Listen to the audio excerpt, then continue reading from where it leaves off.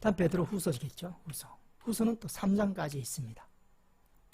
그래서 뭐 이제 주제를 이렇게 정했습니다. 이로써 그 보배롭고 지극히 큰 약속을 우리에게 주사.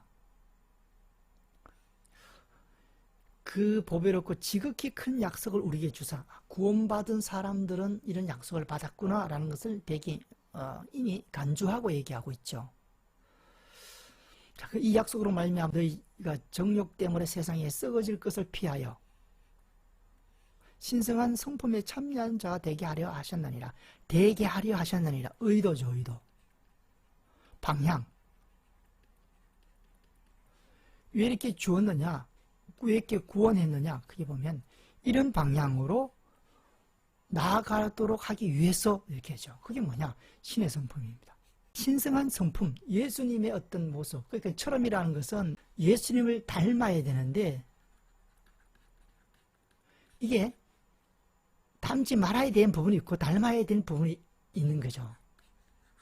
근데 우리는 보통 닮아야 된다는 것은 이 좋은 점을 이미 가정하고 여기고 닮자 이렇게 얘기하는 거죠.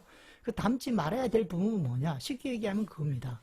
예수님께서 구약에 대해서 얘기할 때 구약은 이렇게 얘기했으나 나는 이렇게 얘기한다. 이런 구절이 나오지 않습니까? 몇 군데 나오잖아요. 이건 닮으면 안 되죠.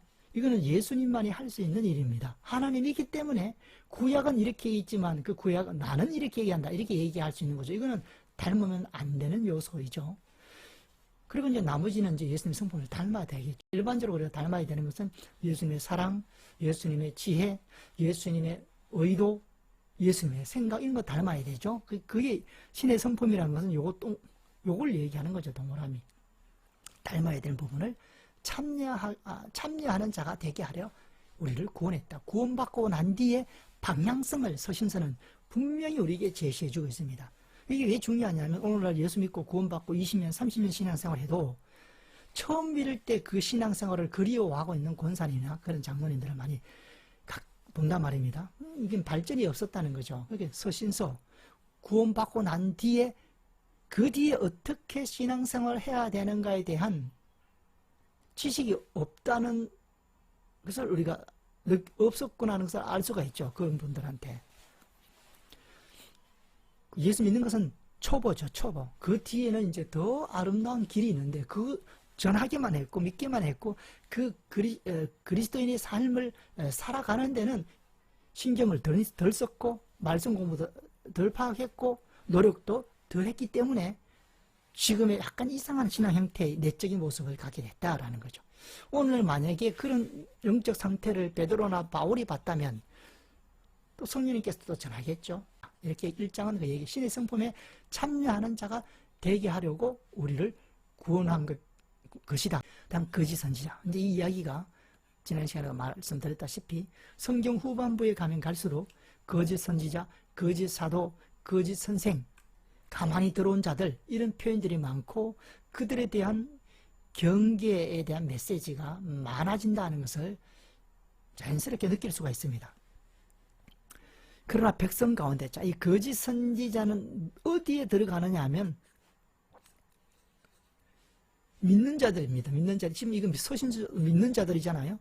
거짓 선지자들이 일어나는 겁니다. 그 우리 속에 염소가 있듯이 우리 속에 일어나는 거죠. 이와 같이 너희 중에도 거짓 선생들이 있으리라.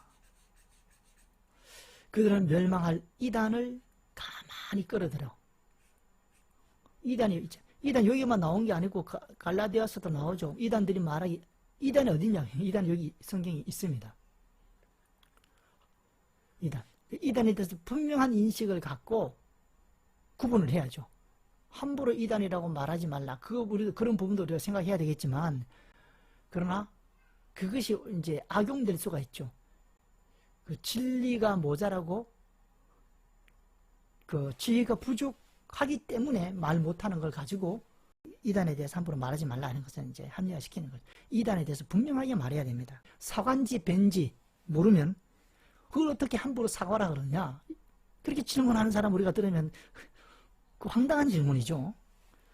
그것처럼 이단에 대해서 이단이다 이렇게 말 못하는 사람은 문제가 있는 겁니다. 이단에 대해서 모르는 겁니다. 본인은 모르기 때문에 말 못하는 거지. 물론 조심스럽게 우리가 해야 될 부분이 있죠. 그 두 부분을 구분해서 우리가 파악을 해야 된다. 진짜 몰라서 말 못하는지 아니면 알지만은 조심스러워서 이단이란 말하고 있지 않는지 두 가지를 분별해야 되겠죠. 거짓 선지자, 이단, 거짓 선생들이 들어온다는 겁니다. 사이에. 자, 그럼 이단의 이제 특징, 이 특징이 뭐냐? 가장 큰 특징은 이제 성경이 이제 기록되고 있죠. 여기도 좀 나옵니다. 주를 부인하고, 여기 뒤에도 많이 나오죠. 임박한 멸망을 스스로 자체. 핵심은 이겁니다. 주를 부인해요. 예수님을 부인합니다. 이게 무슨 의미냐? 예수를 부인한다. 이 말은 무슨 의미냐? 예수님은 인성과 신성이 있죠. 뒤에 가서 또 설명을 해야겠지만 예수님은 인성과 신성이 있습니다. 신성은 하나님이고 인성은 사람이죠. 완전한 사람이자 완전한 하나님이죠. 반신반인이 아니고 우리 신학교 때 다 배웠지 않습니까? 완전한 사람이고 완전한 하나님입니다. 근데 이제 예수님을 부인한다는 건 뭐냐? 신성을 부인하는 겁니다. 인성을 인정하는 겁니다. 예수님을 사람으로만 보는 거예요. 그게 예수님을 주를 부인하는 겁니다. 예수님을 사람으로 보는 사람은 누구냐? 유대인들입니다. 또 누구냐? 오늘날 non 크리스찬들입니다. 모든 사람이 예수님을 그냥 성인으로 알고 있잖아요. 예수님을 하나님으로 받아들이지 않는 거죠. 그것을 가지고 주를 부인하는 자들입니다. 이들이 멸망을 스스로 취하는 자들이고 거짓 선생들입니다. 거짓 선생들이고 거짓 선지자는 뭐냐? 예수님을 하나님으로 받아들이지 않는 거, 부인하는 거. 그게 키죠, 키. 자, 예수님을 하나님으로 받아들이지 않는다는 거는 뭐냐? 또 구체적으로 가면 예수님이 말씀하시는 교훈이 하나님의 교훈이라는 것을 받아들이지 않는 거고, 예수님이 보여주는 판단이 하나님의 판단이라는 것을 받아들이지 않는다는 거고, 예수님이 보여주는 사랑이 바로 하나님의 사랑이라는 것을 받아들이지 않는다는 거죠. 모든 그렇게 받아들이지 않는다는 겁니다. 유대인들은 예수님의 판단을 받아들일 수가 없었습니다. 왜냐하면 예수님은 유대인들을 아주 비판해 놨죠. 그렇게 그 판단을 받아들일 수가 없는 겁니다. 그래서 예수님을 하나님을 인정할 수가 없었죠. 그 예수님을 하나님으로 받아들이지 않는 것, 그게 주를 부인하는 것, 핵심적이다. 이게 적그리스도, 뒤에는 또 적그리스도라고 표현하고 있죠. 여기는 거짓 선지자, 거짓 선생, 이단, 멸망을 스스로 자처하는 자들, 이 다 같은 부류의 사람들을 얘기하죠. 이런 부류의 사람들은 주를 부인합니다. 주를 부인한다는 의미를 명확하게 우리가 알고 있어야 된다.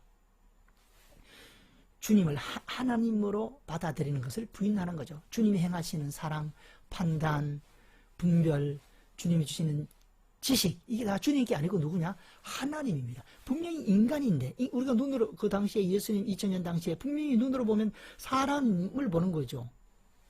요셉의 아들 사람으로 눈에 보는 것 사람인데, 이상하게 그 속에서 나오는 모든 그 진리들이 사람의 진리가 아닌 거죠. 이게 하나님의 하나님. 은혜와 진리가 충만하더라. 이 하나님을 느꼈기 때문에 제자들이 예수님을 보고 고백하는 말입니다. 이 부분, 주를 예수님을 받아들이는 부분, 아주 중요한 부분입니다. 아주 중요한 부분입니다. 그러니까 이 중요한 부분이기 때문에 성경에는 자주 반복해서 나옵니다. 적그리스도는 이러한 사람이야라고 꼭 성경에 꼭 집어줬는데도 왜 사람들은 그게 집중을 안 하는지 난 그게 조금 이상하더라고요. 성경은 상식적으로 편안한 마음에 객관적인 마음을 가져야 됩니다. 어떤 치우친 마음으로 성경을 읽으면 안 돼요. 그냥 주님이 주시는 말씀을 경청하고 성경이 강조하는 게 뭐고 따라가려는 마음으로 읽으면 저절로 진리가 보이거든요. 그러나 보통 우리가 성경 읽을 때 이미 마음속에 꾸겨진 마음이 있기 때문에 진리가 막힌다는 거죠. 부흥만 들어온다는 거죠, 진리가. 예수 그리스도를 알므로 세상의 더러움을 피한 후에 다시 그 중에 얽매이고 지면 나중 형편이 지금보다 심하다. 요건 이렇게 또 표현했죠. 또 우리 다른 서신서는 뭐냐? 한번 그 빛을 보고 신령한 빛을 보고 타락한 자는 다시 회복될 수 없다. 뭐 그런 메시지가 또 있고 같은 맥락인데 요거는 또 심하다 이렇게 표현하고 있죠. 공통된 메시지였고 의의 도를 안 후에 받은 거룩한 명령을 저버리는 것보다 알지 못하는 것이 도리어 그들이 나으니라. 그러니까 예수를 믿고 타락하거나 다시 타락하게 된 것은 처음 타락보다 더 안 좋은 상태다인 것만은 분명합니다. 메시지를 통해서. 그리고 더 힘든 상황에서 다시 신앙의 노력을 100배 해야 된다라는 메시지가 있겠죠. 지금 상태가 심각하니 처음 예수 믿고 영적 싸움을 싸운 것보다 더 많은 노력을 할 필요가 있습니다. 누구들한테? 예수를 믿고 다시 타락한 자들이 다시 회복하기 위해서는 더 많은 영적인 노력과 싸움을 할 필요가 있다는 메시지를 우리가 받아들일 수가 있다. 이것은 어쩌면 이 거짓 선지자들에게도 해당돼. 처음에는 거짓이 아니었을 수 있죠. 그러다가 타락해서 이제는 완전히 사단의 영향을 받고 지배를 받는 거짓 선지자들이라면 더 어려운 상태다라는 거죠.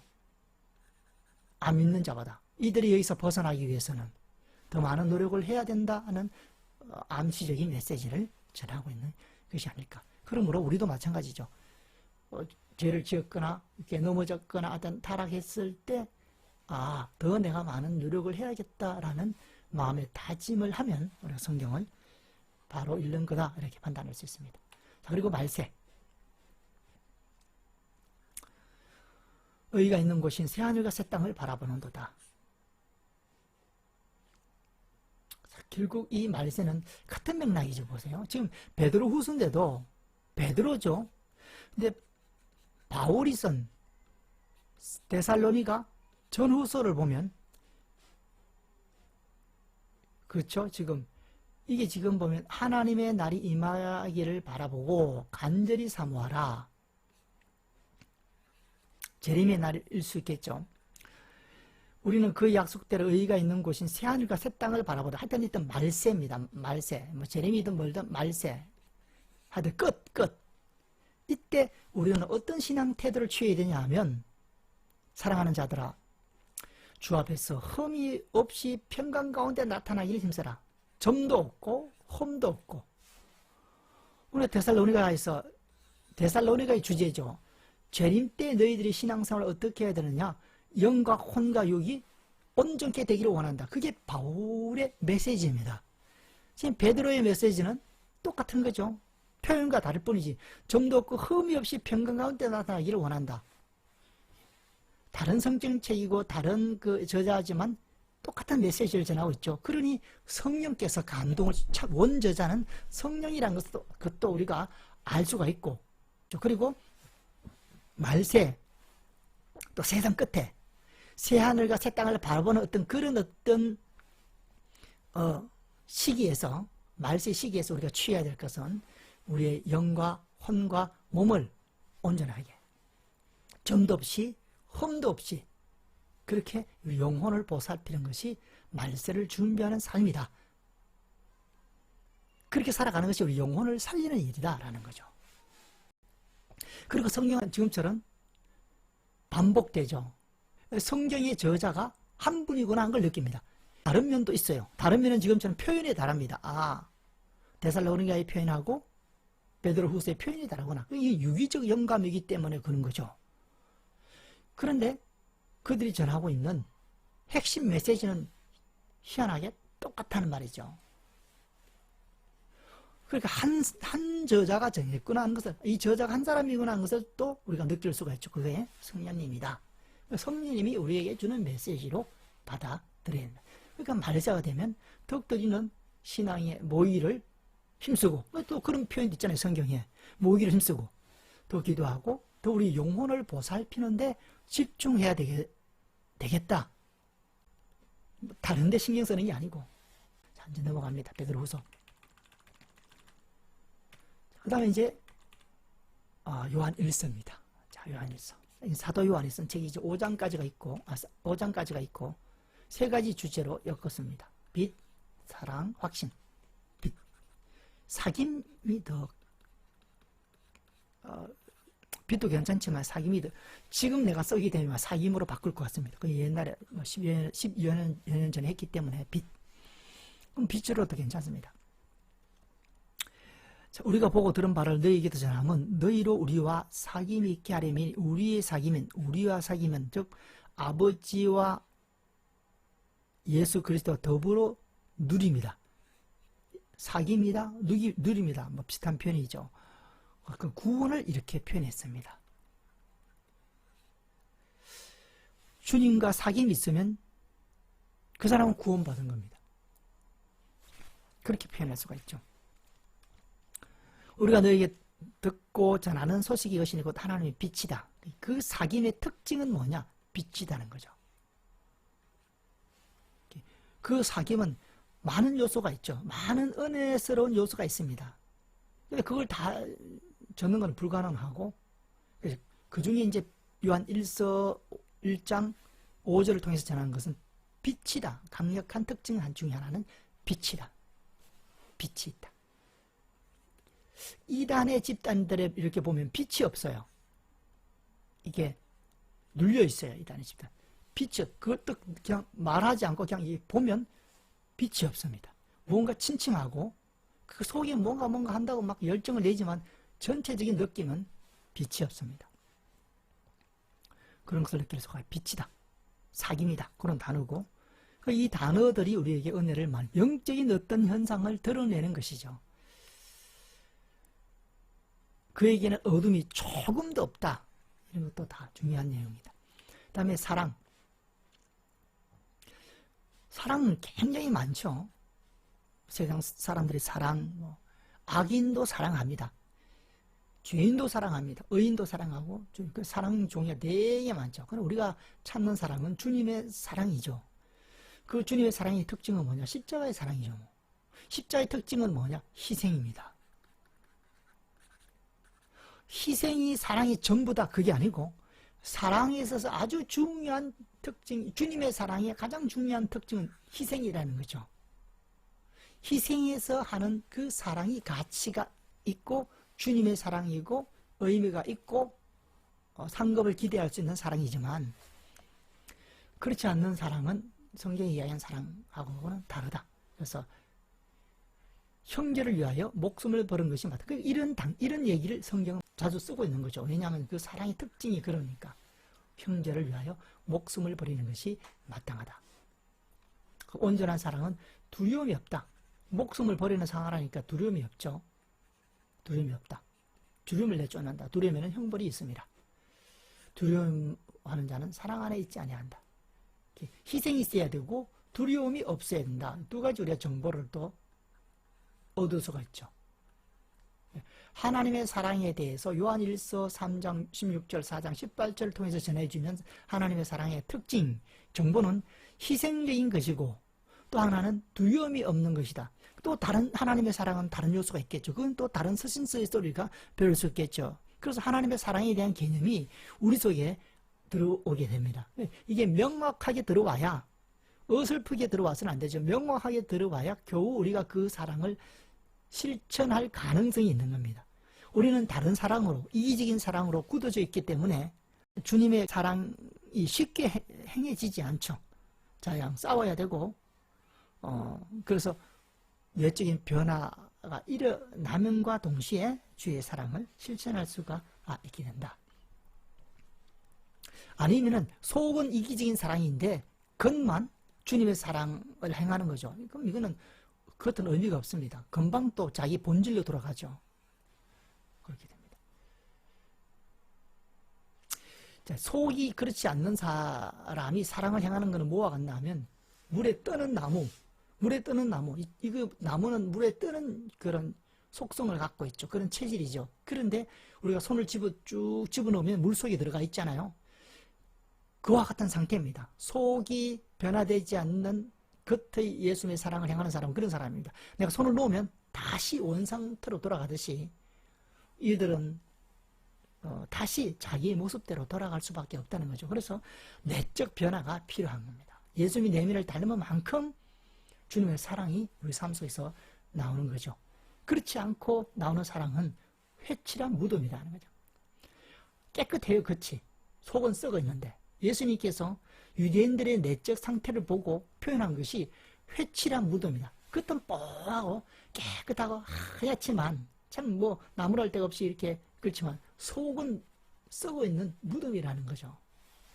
그렇게 된다는 거죠. 그래서 속을 우리가 변화시켜야 된다는 거죠. 그게 예수님의 내면을 담는 거고 신의 성품을 닮아가는 거죠. 그게 신앙의 본질적인 싸움이다. 그렇게 우리는 받아들여야 된다. 그거 없기 때문에 많은 문제들이 일어나죠. 많은 문제들의 진원지는 거기다. 그리고 그런 어떤 문제의 가장 중요한 부분은 뭐냐? 구원에 대한 이해가 약하기 때문입니다. 자, 그리고 넘어갑니다. 확신. 그의 계명들을 지킬 때 확신이 더 커갑니다. 하나님의 자녀 사랑하는 줄 안다. 계명을 지키라는 거죠. 계명을 지키라. 무거운 것이 아니다. 세상을 이긴다. 계명을 지켜야 된다. 그게 영혼이 살고 영이 사는, 영이 성숙하는 길이다. 자, 요한일서 넘어갑니다. 그래서 이거 서신서는 뭐 어려운 건 없습니다. 여러분들이 다 혼자 할 수도 있는데 그냥 또 이렇게 시간을 정해서 혼자 할 수 있어도 혼자 공부하는 공부가 잘 안 되잖아요. 같이 이렇게 시간을 정하고 매이고 그래야 또 우리가 마음에 결심을 하고 또 보게 되겠죠. 그 다음에 요한 2서. 진리해야 또 핵심이죠. 계명을 따라 행하라. 이거 얘기를 많이 합니다. 예수 믿고 난 뒤에는 말씀을 순종하는 거죠. 말씀을 지켜 행하는 겁니다. 그러려면 말씀이 뭔가를 배워야 되고 알아야 지킬 수 있으니까 말씀을 배우고 익히고 지켜나가야 됩니다. 바울의 사역 보면 우리가 또 다 할 수 있죠. 이건 너무나 분명한 사실입니다. 복음을 전해와서 바울은 가자마자 뭐 하느냐? 계속 말씀을 전하죠. 계속. 특히 우리 에베소 교회 약 3년 동안 회당에서 두란노 서원에서 계속 말씀을 꾸준히 매일 전합니다. 매일. 꾸준히 전합니다. 그걸 가장 기본적인 작업으로 여겼다. 또 미혹하는 자가 나오죠. 세상이 많이 나온다니. 이것도 나오죠. 그리스도께서 육체로 오심을 부인하는 자라. 육체로 오신 사람으로 오심을 부인하는 자입니다. 하나님이 사람으로 오셨다는 걸 부인하는 거예요. 그냥 사람이다라는 거예요. 하나님이 아니다라는 거죠. 이런 자가 미혹하는 자요, 즉 그리스도다. 겉을 보고 판단하는 게 아닙니다. 그 내면을 봐야겠죠. 그래서 대화에서 그 사람의 내용이, 생각이 어떠하고 마음이 어떠한가를 파악하면 우리가 분별을 할 수가 있죠. 그렇게.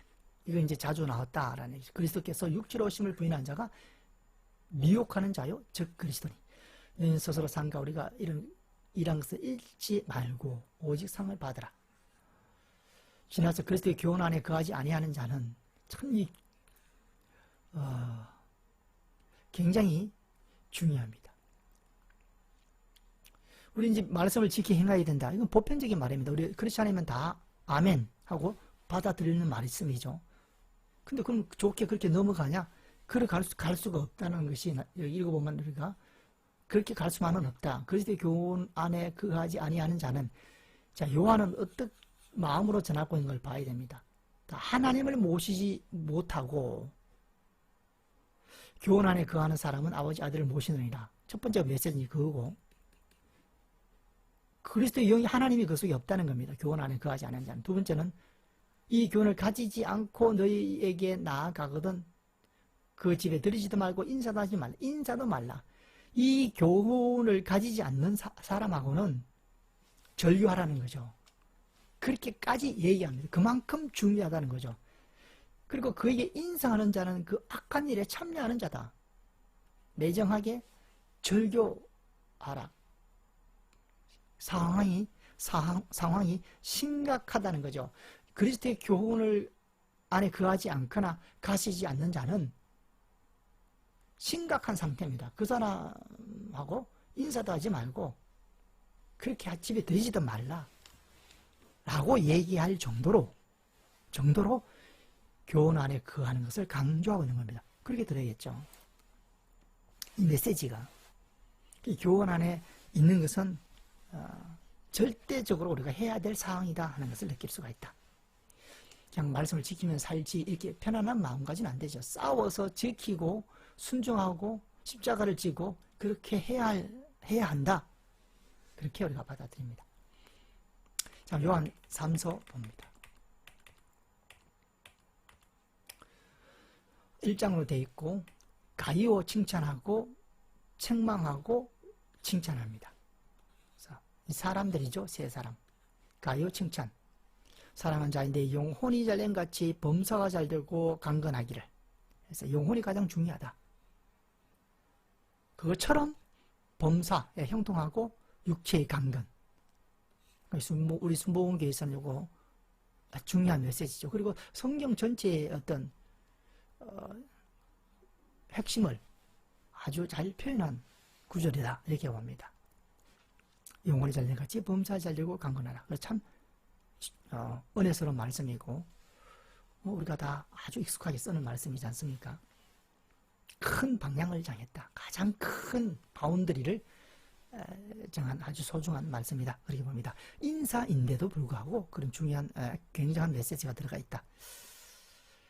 낙오된 형제들을 영접하는 것은 잘한 것이라 칭찬하고 디오드레베가 악한 말로 우리를 편놈하고 우리를 요한의 어떤 사역의 팀들을 말하겠죠. 형제들을 대접하지도 아니하고 대접하는 자를 교회에서 내어 쫓는 그 잘못된 신앙. 그래서 이제 순회 전도사가 나오죠. 순회 전도자. 그래서 이들은 순회 전도자였습니다. 담임 전도사가 아니고 전도자가 아니고 담임 목회자가 아니고 순회 목회자였다. 그래서 순회 목회자가 이제 담임 목회자한테 그 기독권이죠. 담임 목회자들은. 그 담임 목회자는 잘 사용해야 되겠죠. 주신 권한과 직책을 말씀대로 사용해야 되겠죠. 근데 그게 누구나 다 권한을 가지면 그건 쉽지 않죠. 권한을 갖기 전에는 비판할 수도 있고 그렇게 살아라고 이렇게 책망할 수도 있고 비난할 수도 있지만 막상 권한을 가지면 그렇게 쉽게 되지 않습니다. 내적 변화로 말씀으로 변화되고 성숙되지 않는 사람은 불가능하죠. 그래서 말씀으로 변화되어야 됩니다. 어떤 위치에 있든지 높은 위치에 있든지 낮은 위치에 있든지 말씀으로 변화되지 않는 사람은 어차피 주님의 영광을 나타내거나 주님의 뜻을 이루가기는 역부족이다. 하여튼 이게 책망하고 그러니까 칭찬과 책망이 요한은 분명하게 했죠. 그렇게 분별력이 있었다라는 거죠. 이런데도 불구하고 책망하지 못하는 것은 그 분별력의 문제고 그 분별력이 없다는 것은 지금까지 신앙생활에 문제점이 있었다는 것을 드러내는 장면입니다. 분별해야 되고 우리가 말해야 되고 선택해야 되고 분별력이 있어야 된다. 칭찬. 데메드리오 신앙을 칭찬합니다. 진리에게도 우리에게도 증언을 받았다. 그 다음에 이제 유다서네요. 유다서. 한 장으로 되어 있고 또 가만히 들어온 자 나오죠. 화 있을 사람도 나오고 믿음과 기도. 가만히 들어온 사람 몇이 있음이라. 여기도 하죠. 홀로 하나이신 주제 곧 우리 주 예수 그리스도를 부인하는 자다. 계속 이게 나옵니다. 가만히 들어온 자, 아까 적 그리스도, 미혹하는 자, 다 뭐냐? 예수 그리스도를 부인하는 자입니다. 예수 그리스도를 사람으로 부인하지는 않습니다. 세상 사람도, 불교인도, 예수님의 성인 중에 한 사람이야. 사람을 인정해요. 그러나 뭘 부인하냐면 하나님으로는 인정하지 않습니다. 그들이. 그거죠? 그게 가만히 들어온 자들입니다. 거짓 선생, 핵심적인 메시지다. 그들이 왜 거짓 선생이 됐냐? 예수 그리스도를 부인했기 때문입니다.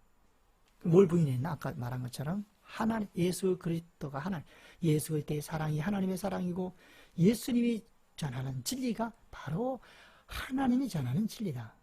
그 예수님 속에서 누구를 발견해야 되냐면 인간 예수 속에서 누구를 발견해야 되냐면 하나님 예수를 하나님을 발견해야 되는 거죠. 근데 그걸 영적 눈이 뜨이면 발견하는데 그걸 발견하지 못해서 부인하는 자들이 가만히 들어온 자다.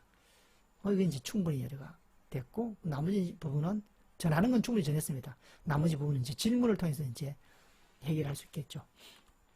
화 있을 사람. 자, 화 있을진저. 성경이 화 있다고 딱 찍어서 얘기한 세 인물이 있습니다. 발람, 가인, 그리고 고라. 가인, 발람, 고라. 성경이 그냥 꼭 집었어. 이런 이런 신앙생활 하면 안 되겠죠. 정말 고통스럽겠죠. 가인, 발람, 고라. 그리고 솔로몬도 기억나죠.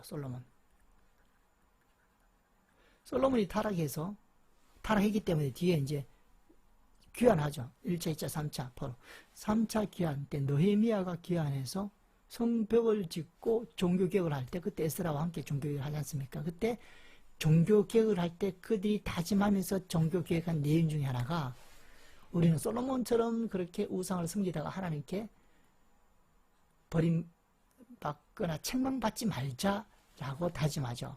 반면교사로 솔로몬이 교훈을 주고 있는 것처럼, 이 가인, 발람, 고라처럼 우리도 가인과 같이, 발람과 같이, 고라와 같이 되지 말자로 우리가 반면교사로 받아들이면 되고, 우리는 그렇게 받아들이면 되는데, 이 세 사람은 참 마음이 아프다, 그렇게 느낄 수가 있죠. 우리도 혹 나중에 몇 백 년이 지나가지고 이렇게 이름이 거론되면 안 되겠죠. 이렇게 이름이 거론되면 안 됩니다. 그 다음에 이제 믿음의 기도.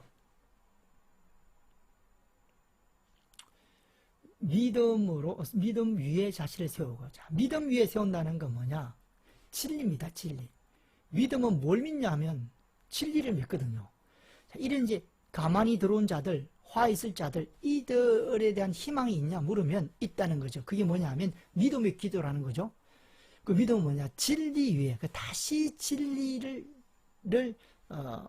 듣고, 자기 갖고 있는 그런 거짓 진리를 버리고, 새로운 진리를 받아들이고 그 진리를 믿고 기도하면 이제는 이 사람들한테 희망의 길이다라는 거죠. 그러면 하나님의 사랑 안에서 자신을 지키며 영생에 이르도록 우리 주 예수 그리스도의 긍휼을 기다리라. 이런 사람들은 자기 지금까지 해왔던 거 다 버리고 다시 말씀을 통해서 디테일한 진리를 명확히 찾고 그 위에 자신을 세우고 그 다음에 기도하면서 하나님의 긍휼을 기다리라는 거죠. 회복시키도록, 하나님이 자신들을 회복시키도록 기다리라. 이런 신앙의 자세를 취하는 것이 지금 이 가만히 들어온 자들, 이들이 구원받을 수 있는 길이다라고 얘기를 하고 있다. 그렇게 볼 수 있습니다. 이런 메시지가 중요한 것은 또 이런 상태에 있는 사람들도 있잖아요. 가인과 발람과 고라와 같은 사람들이 세상에 있을 수 있고, 가만히 들어온 자들처럼 그런 사람들도 있지 않습니까? 그럴 때는 이 메시지가 필요하다. 그러니까 늘 얘기했지만, 이걸 아무리 얘기해도 얼만큼 또 세상에 전해질지는 모르지만, 문제의 답도 있고 그 문제를 발견하고 이 성경이 어떻게 풀어가는 그 과정도 성경적으로 우리가 풀어가자는 거죠. 처방의 과정도. 문제는 성경에서 발견하고 답은 그냥 내 경험상 답을 주기가 쉽죠, 인간은. 그게 더 가까이 있죠. 그러나 성경이 논리를 펴는 대로 논리로 상대방을 설득하고, 내 논리로 상대방을 설득하기보다는, 내 논리로 상대방을 설득하는 것이 틀렸다는 얘기는 아니고요. 설명하기보다는 더 효과적인 것은 성경이 나를 설득했듯이, 우리가 성경을 읽으면 성경에 설득이 당해서 은혜가 되고 아멘으로 받아들이듯이, 나도 남을 설득할 때는 내 방법이 아닌 성경이 나를 설득한 그 논리와 그 방법 그대로 상대방을 설득해 나가는 것이 가장 성경적인 사역이다, 이렇게 보는 거죠. 거기까지 가는 건 좀 먼 거리에 있는지는 모르겠습니다. 그러나 이 세상은 더욱더 교활해지고, 더욱더 속이고, 또 속고, 속이고, 이게 아주 이상하게 됐어요. 이 얽혀있는 이 세상에 반듯한 어떤 고속도로를 내기 위해서는 그 힘이 있어야 되는데, 그렇게 하기 위해서는 지금처럼 성경의 논리를 그대로 펴는 것이 세상에서 가장 파워풀하다라고 판단이 됩니다. 자, 이제 유다서 넘어가고, 그래서 이 서신서들은 은혜스럽습니다. 은혜스럽고, 늘 똑같은 얘기지만 언어를 반복해서 읽으면 자꾸 반복해서 읽어야 돼요. 그러면 그 단어가 주는 느낌이 점점 붉어지는 겁니다. 우리 가슴 속에. 한 번 읽을 때는 그렇구나. 두 번 읽을 때는 더 뭔가 느낌이 커지는 거죠. 끌리는 거죠. 그래서 세 번, 네 번 읽을 때는 훨씬 더 좋아진다. 이렇게 보면 되겠습니다. 자, 그 다음에 이제 요한계시록이